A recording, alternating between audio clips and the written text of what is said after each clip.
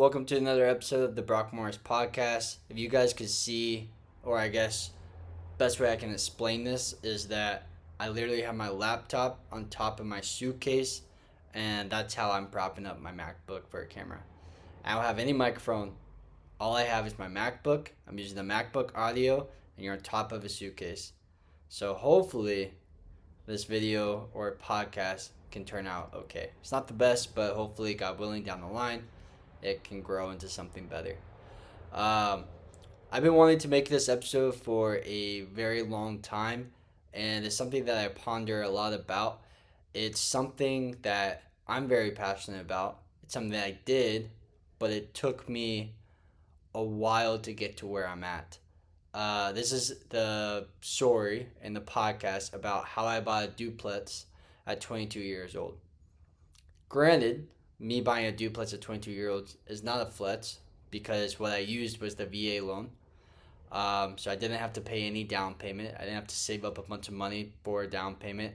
I didn't have to put a bunch of skin in the game to get to where I'm at. So um, that's the truth. I feel like when people talk about buying a multifamily, they don't always talk about the crumbs in it, and they instead just talk about the actual outer shell. I'm trying to find a metaphor for here, but they just talk about how like the finished product, but they don't actually talk about how they got to that product. If that makes sense. So yes, so I did buy a duplex at 22 years old, using a VA loan. It's kind of a funny story because I remember telling my dad when I was in middle school that one day I will ultimately buy a duplex. And in the time, he would laugh and didn't really believe me. And somehow I found a way to do it. It's ironic too, because I told my dad that I was going to move to Los Angeles and become a famous actor. I got basically about 80% there. I got to California. Um, the acting dream is not necessarily something I'm passionate about anymore, but I got to California and I bought a duplex. So two of the things I told my dad, ended up doing it. So it just kind of shows that anything's possible if you put your mind to it. I've been wanting to make this video for a while about how I bought a duplex because I don't think everyone talks about the truth, the rawness, the unfunness, it's not really all that sexy. I think a lot of people will tell me, be like, oh my gosh, that's sick, you bought a duplex, sick, you're smart, everything. Is it really smart if you're not, um, if it's not, if it's not maximizing your long-term growth? Is it really smart if you have a high mortgage payment and you can't afford the mortgage payment? Is it really smart if you don't have good tenants? And sorry if it's loud in the background. I live next to a busy road, so I do apologize for the loudness. But that's just the truth. There's a lot of unfunness when it comes to owning a duplex. So I'm kind of going to take you back throughout my journey. My goal the day I joined the military was to, God willing, buy real estate. Not even only in the military, but my whole life. It's always been to buy real estate. I always used to think, how can I buy real estate? And when I joined the military, I realized I had the VA loan. Um, it took me about 2.5 years to save up money in my bank account to buy this duplex. I live in San Diego, California, so it's an expensive market. So I came here to San Diego with probably maybe $3,000 in my savings, maybe a little bit more, but I barely had any money. Um, and joining the military, I basically ended up getting something called BAH, which is a housing allowance, and I took that housing allowance and I saved every penny I got. In a span of 2.5 years, I managed to save up about $20,000, and having $20,000 in my savings, it not only gave me a mental clarity, but it gave me a realization that I could, God willing, buy a property. Something you should know about using a VA loan for a multifamily is that versus a single family is that you get approved for a lot less when you buy a single family. So for a single family, and I was a E4 at the time in the military, and basically depending on rank, you get paid more. And when you're talking to a VA loan specialist, well, that's something is to another thing you should look for is finding a great VA loan specialist. There's so many real estate realtors in San Diego County, particularly that specialize in VA loans and who has VA loan realtors and everything, or loan officers and everything. But when you go to other markets like Alabama, where I'm from, or Georgia, or Texas, or wherever that might be, there's not going to be as much supply of loan officers for VA because not as many people are using VA. So military towns, there's a lot more VA loan specialists versus other towns. So that's something to keep in mind. But I know that you can use your VA loan anywhere. So knowing that I saved $20,000, managing to have a little bit of a buffer as an E4 in the military, I got approved for, uh, I believe for 575,000. I think, um, for a single family, and I also had good credit. I've always had good credit. I have no credit card debt. Have nothing. And that's another thing you got to think about too is when you're getting approved on the VA loan is that you have to think about debt to income ratio. That's something that they look for, your DTI. How much debt do you have? If you have a bunch of credit card debt, if you have a bunch of expensive like car debt, anything, you will possibly get approved for less. So they will take away. Let's say I got approved for 575 with no debt, good credit, everything. And let's just say I have 20,000 worth of debt, I might get approved for like 550. Something to keep in mind. I still don't fully understand how that part works, but that's something just to think about. So having that, knowing that I used my VA loan, or having that and knowing that I got approved for 575, my first thought was, okay, let me buy a condo. At the time, I had a lot less knowledge, and even buying my duplex, I did not have nearly as much knowledge as I do. Throughout this past year, I've literally just indoctrinated myself into learning about real estate, and there's just more I've learned about it, more I've kind of realized the cons and the pros, and it's just something I'm going to get into later. But knowing what I got approved for, 575,000, I first thought was I was going to buy a condo. And it took me a while. I met a realtor at Crunch Fitness where I worked out, and he kind of walked me through basically how to buy a property, everything. We looked at condos, and before I knew it, I winded up in escrow on the condo. At the time, they told me something pro about the VA loans, that you can buy a property with zero out of pocket. That's the coolest thing about the VA loan. That's why I said it's not a fletch or anything that I own a duplex with a VA loan. I didn't have to bring in over $100,000 or $200,000 in savings to buy this property. I got to buy this property with zero out of pocket. So at the time when I was going to buy the condo, I thought I was going to buy the property with zero out of pocket. That's how I was explained. And that's where you have to negotiate purchase price, seller credits, but that's something I'll get into. But when I went to the closing table, the first thing I saw was $11,000 I had to pay out of pocket. And immediately my face probably went white when I saw that. Even the loan officer, or the lady that was where I was signing documents, saw the look on my face because I had no idea. And me as a kid, I was probably 21 at the time, maybe 20. And I had $20,000 and I had to pay $11,000, and my mortgage payment was $4,000. I would have wiped away my reserves. I would have had no buffer, And that's something important. It's important to have reserves when you buy a property. That's why when you go and buy a multifamily, which is where I'm getting into, you want at least 6 months of reserves. 6 months. That's the minimum. That's what loan officers want you to have, 6 months of reserves. Whatever the mortgage payment is, times that by 6. So when I realized that, I backed out of the deal. I was probably supposed to close on Friday to buy that condo, but I backed out. That was a blessing. That's where I saw God there, because that just showed me that that property was not what I needed to have. The condo, the mortgage payment, the condo was probably built in 1970 something, maybe. I don't quite remember. And it needed a lot of work. And it was in San Diego County. I would have had an HOA. I had one parking spot. I was going to rent out the rooms and house hack it. But the con about condos, in my opinion, and some markets it works. And then again, I'm not an expert. This is just my opinion. I really don't see the big ROI on condos. I don't feel like they appreciate as fast as you would if you had a single family or if you had a duplex.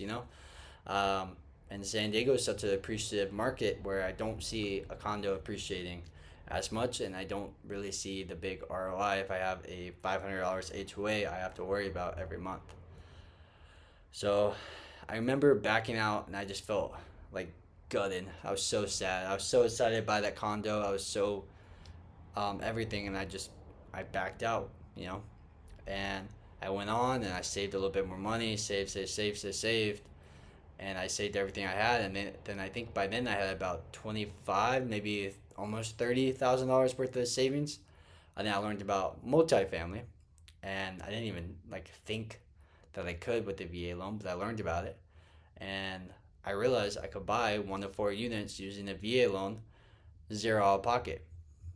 So I was super pumped, and um, I basically called my buddy at the time, and not the same realtor before, but a different guy, and who I met through the military, who had his real estate license.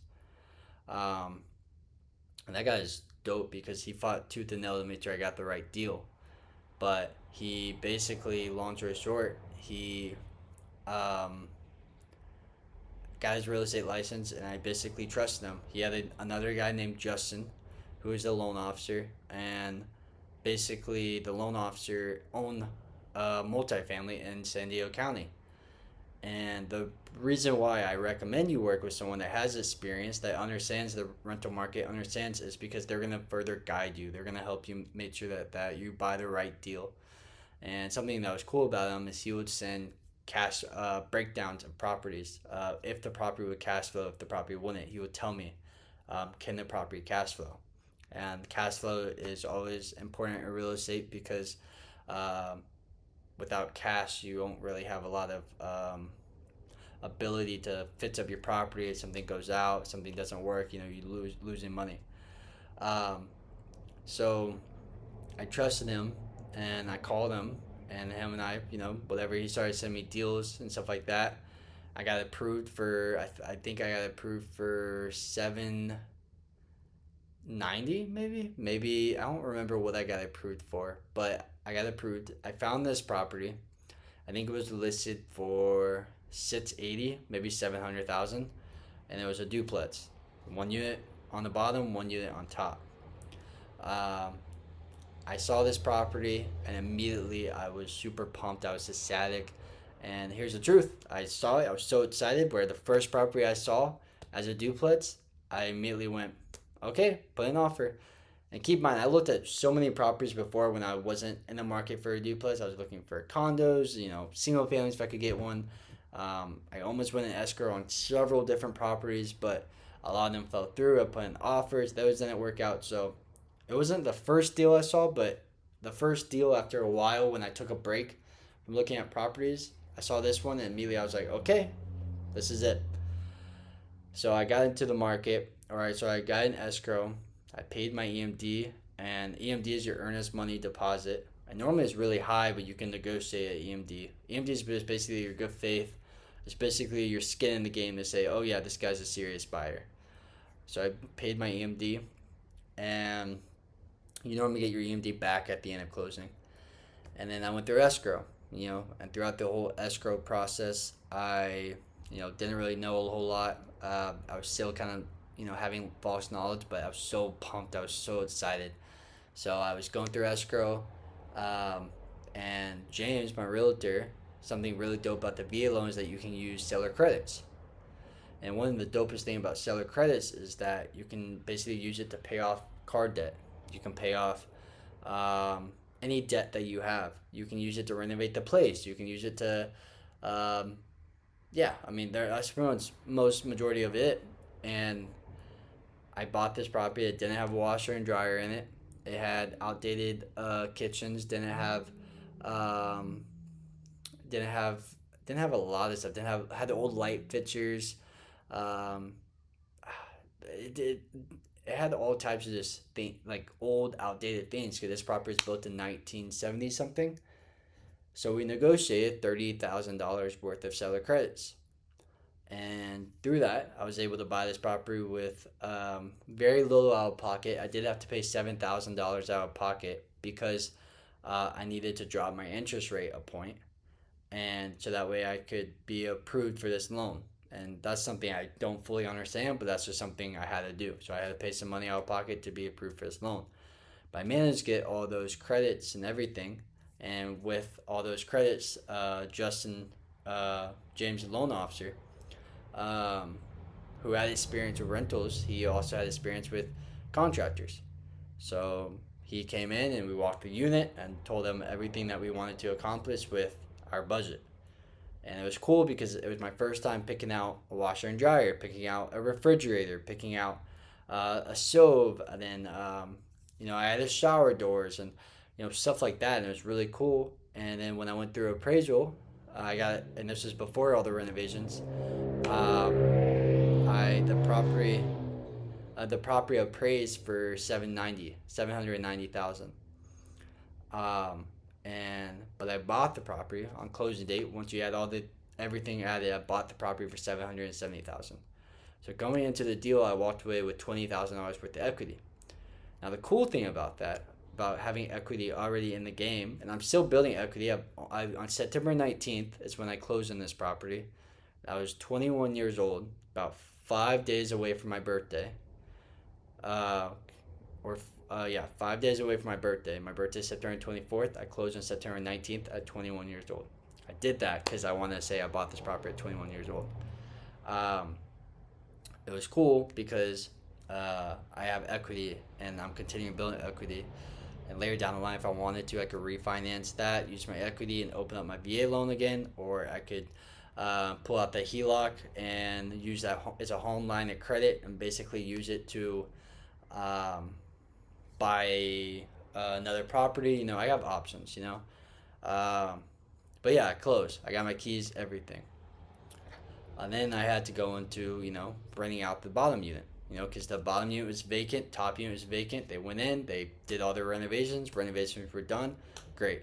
And something really cool is Justin came in and took all the pictures for me and posted on Zillow for me. He really just kind of held my hand throughout the whole process. And that's why it's so important to have someone that understands real estate to walk you through, because, if you don't really know what you're doing, it can really bite you in the butt. And my mortgage payment is about $5,100, about $5,190, and if I didn't have the property fully rented out, like that's a big chunk of money.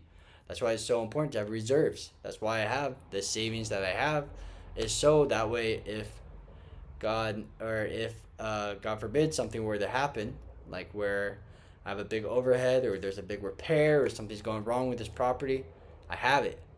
That's why it's important. Save your money, save. But I found my tenants, and something I did is the first tenants I saw that passed everything, I got them, right. Granted, they're great tenants. They pay on time, everything. But it is important to not always go with the first tenants that you see. I went with my first ones. They're great tenants, but it is important to not always do that.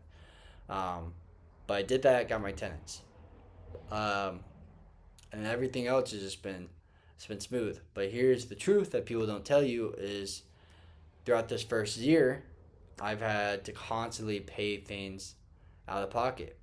Within the first month or 2 months, the downstairs toilet was leaking. I had to replace the whole toilet.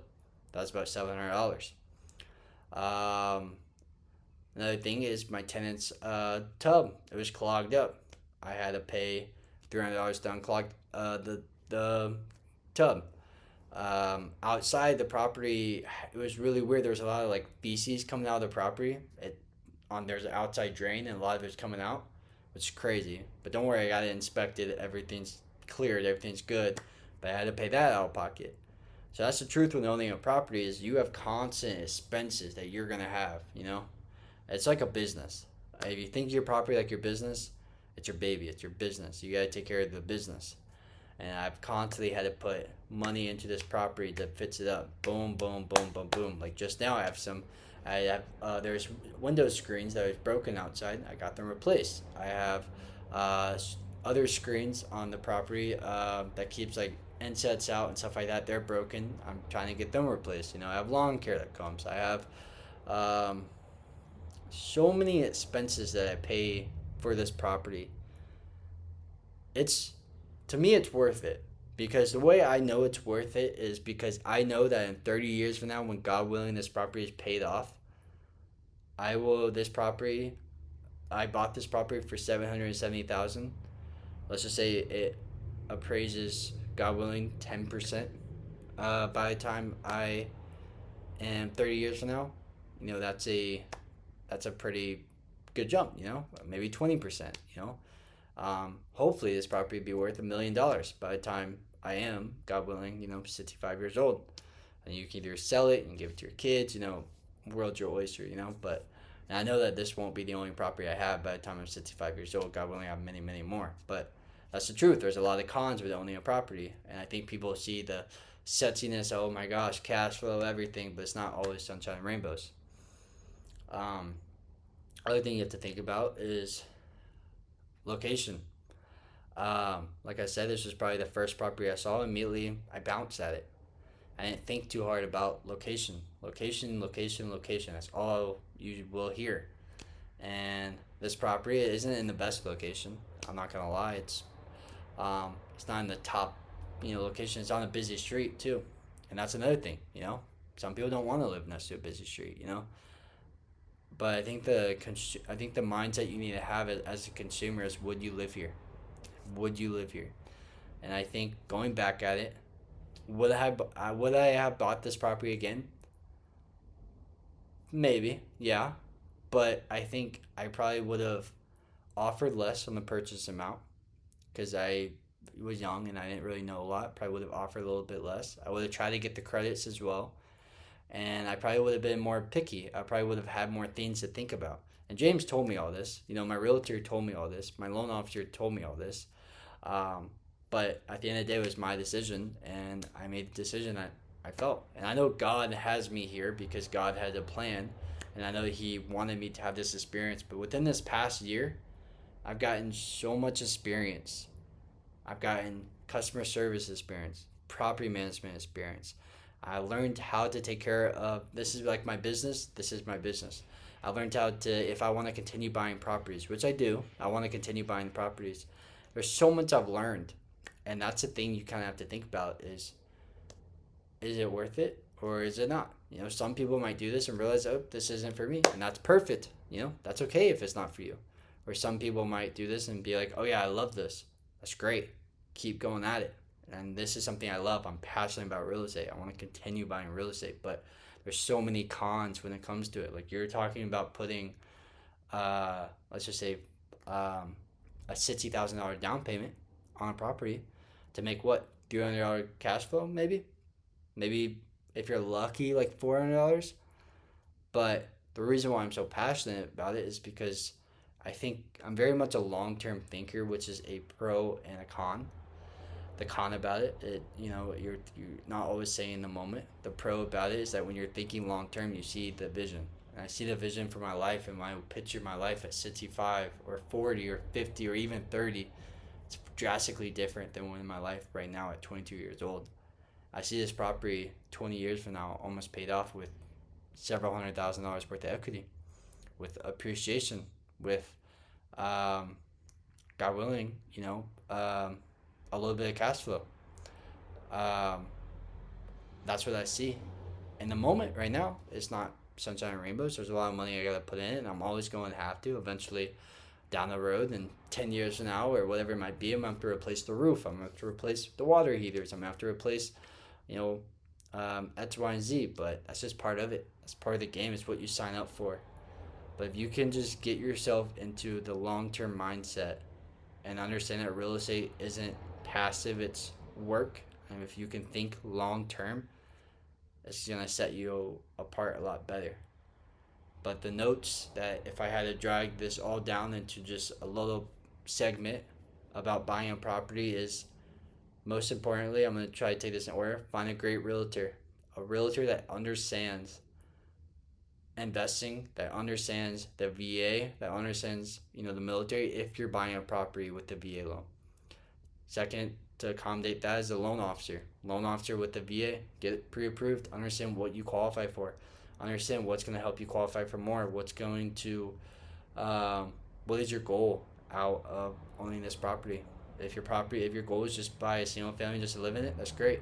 If your property is to invest, illustrate that, let it be known. Second thing is education. That probably really should be the first thing, but the most important thing is educate yourself. Know what your goal is out of the property. Know what you want. Learn what the VA loan is. Learn if you have debt, do you want to pay off your debt or do you want to put it more towards renovations? Goal, educate. And location. Location, like I said, location. If I could do this again, I probably would have been more selective on the location, but God has me here and I don't regret it one bit because I know His plan is perfect. But that's really some things. I even wrote some notes about in my phone about some things about real estate that I probably should have been more selective on because throughout this year, I've been trying to educate myself. But this is kind of related to tenants, but your lease agreement. I cannot illustrate this enough. Your lease agreement when you have tenants is so important. Um, your lease agreement needs to be squared away. You need to think about every possible thing that you want in your lease agreement and add it. Because your lease agreement is written in blood. And if anything were to happen, you have your lease agreement to back you up. Tenants did this, hey, lease says this. It's basically think of it as a clause that allows protection over you. Lease agreement is so important. Other things, when you're talking to your tenants, have that level of friendly banter, but have that level of professionalism. Understand that this is a business and this is your business. And you're gonna take care of your business. Uh, have fun with your tenants. I'm not saying you gotta be super serious all the time. Have fun, whatever. But understand that this is your business and have that level of firmness with your tenants if needed. Because there are gonna be times, unfortunately, with your tenants where you're gonna have to be firm. They might have an issue with something, but that's just something that you're protecting yourself. Other thing to think about is log all your expenses slash rent. I have a Google sheet where I log every time I get rent and all the expenses I paid, as well as the principal and interest. Something I do need to go into is log my utilities as well and water bill. But the reason why you do that is because come tax season, you can turn it all into your tax lady, which you should have a tax lady if you own a duplex or a multifamily or whatever it might be, because it allows you to kind of understand, do it right. That way it's done right, but it allows you to get money back, a lot more money back. 'Cause all that things that you spend on your property is write off. The tax advantages of real estate is so super sick. So be ready to have a great tax lady and log at all your expenses whatsoever. Trying to see.